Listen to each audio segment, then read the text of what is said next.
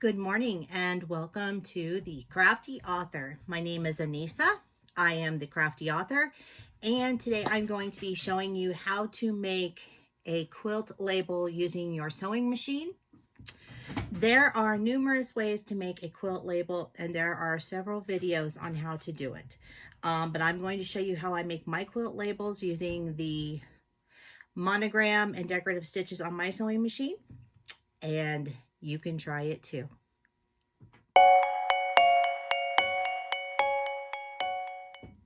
Okay, so the first thing that I've gone and done is I've cut out a piece of matching fabric that matches my backing on my quilt. And this is the same fabric that we used on our Easy Baby quilt, because this is where we're going to be putting this one. So this is that Moda Grunge pink fabric, and I'm just going to use a regular just thread and my sewing machine to put down what I want to say on this piece of fabric. What you're also going to need is you are going to need a piece of stabilizer. So I am using some tearaway stabilizer that I use for embroidery. You can use cutaway. You could even use a thicker piece of fabric, but you need to use something to stabilize this when you're trying to stitch lettering and stuff on a piece of fabric. Otherwise it's going to bunch up and it's not going to look as nice and neat as you want.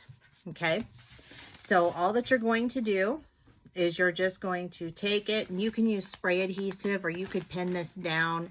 I typically just lay it down on the machine bed, but you're going to want to place your fabric on top of your stabilizer. Okay, so when I am finished putting everything on my fabric, I will just tear this away. All right, we are going to get started. Okay, so I have gone ahead and pinned all of this around. And what I do with my pencil, I just take a regular pencil and a ruler, and I just mark in from this side to how far I want to go in, where I want to start my stitching. I also do it on the other side so that I know where I want to stop my stitching. So I have gone ahead and placed some pencil marks where I want to start and where I want to stop, and then in between how wide I want that to be. So what I would do is I would just set my foot right here on this line. It doesn't have to be exact, but it gives me a guide so that I know how far in I want to go and the distance between each line. Okay, so when I make a quilt label, I like to be able to iron the sides and the top and the bottom. I want to iron those under so that when I go to stitch this on, it stitches on really nice. It has a nice finished edge. So that is the reason for that. Okay, and so I have gone ahead and set my machine up for the tags for the wording. So all I have done is I've added my little thread spool that I normally put on there, and then it says handmade. So I'm going to stitch this out first, and then I will have to go back and clear this out and then add the rest of the wording that I want. That's just how my machine works. Your machine may be different. I am using a Janome 9400 QCP. It stitches out beautifully. I absolutely love the way the lettering turns out. But this is how I do it. And so I'm going to get started, and I'm going to show you how to stitch it out. All right, so now I'm getting ready to use these marks that I had marked right on the fabric with the pencil, just a very light marking. And I am just going to go ahead and drop that down. And I am just going to press my start stop button because that's what we use on this machine. And I'm going to go ahead and let it stitch it out.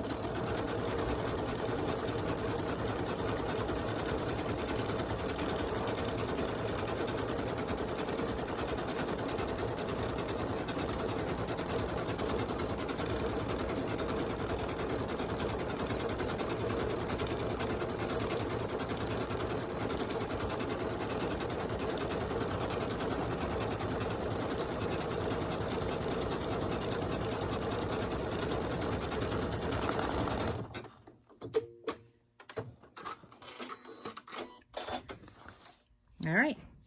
So you can see it stitched out my little thread spools and handmade. All right, so now I'm going to go ahead and finish the wording and we'll finish stitching this out.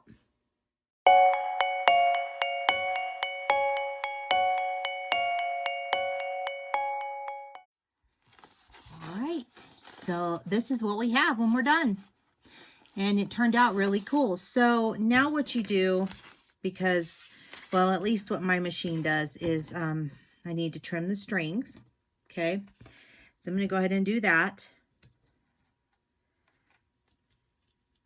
And then in between, I'm not so concerned about it here where it was done in the cursive, maybe right here. I'm going to take my little scissors. Now you're going to want to use really, really sharp, tiny scissors that have a point, or else you can use duck-billed scissors that you use for like embroidery that'll get you real close to the edge here. But you just want to snip the little threads so that it's easier to read the wording. So I went ahead and snipped the thread that was in between here. That's what I'm doing. And this, the rest of this looks okay. Now down here, this is what I'm talking about. How all the, you can see the stitching right here. You would want to go in between each one of these and snip that. You don't have to, but it just gives it a little cleaner look. And so I'm going to go ahead and do it real quick just to show you that it doesn't take a real long time. You don't want to cut the actual letters. I know this sounds really crazy, but you're just going to pull it up. You could actually probably do it with a seam rip or two and then just trim your little excess threads. Now I'm probably going to need to use our lint roller to get all these little threads off of here.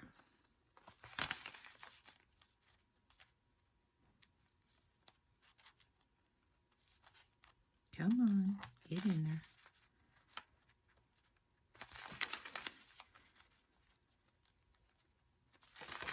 I'm doing this at a very goofy angle, so that's why I'm not, that's why it's not going as easy and quickly. And I just used the little point from the scissor to pick that up.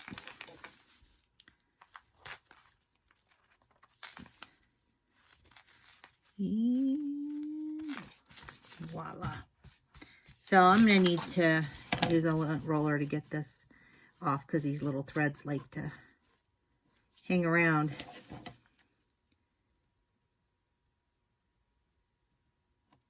But it probably won't matter anyway because I'm probably going to end up trimming this.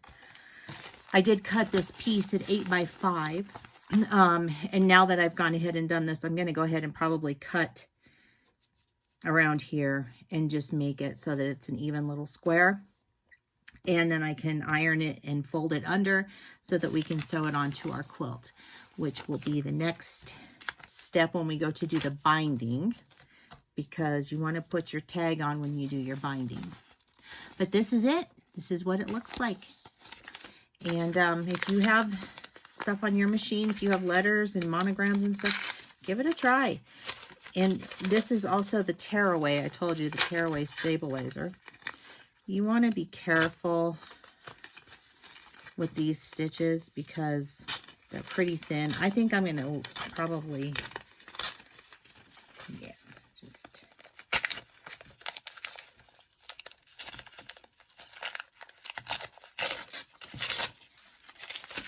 I just want to show you. I think cutaway is probably maybe a little better to use on this because you don't want to pull your stitches out. And I certainly am not going to do that. I'm just going to do the best I can here. And if there's a little bit left over, it's not that big of a deal. It's going to be just fine.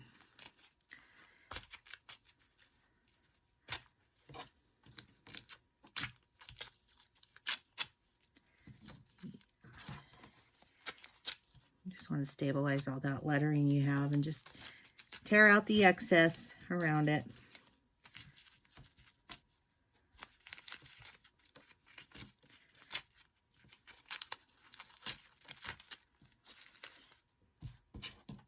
So, there. That's what it looks like after I've taken off the stabilizer. And that's what it looks like on the front. So it still looks amazing. And yeah, so that's it. So that is it for me today. I hope you enjoyed learning how to make a quilt label with your sewing machine lettering. Like I said, every sewing machine varies, so play with your sewing machine and see what you can do with it. That's how I learned how to do mine. If you would like to follow me on social media, the links are down below in the description box. And that's it for me today. Thank you for joining me on The Crafty Author. Keep on crafting. I will see you next time. Don't forget to like this video and subscribe. If you would click on the little Crafty Author icon down in the right-hand corner, you'll be able to subscribe that way, and click the bell so that you'll get notified each time I upload a video. I appreciate it. I'll see you guys soon. Bye-bye.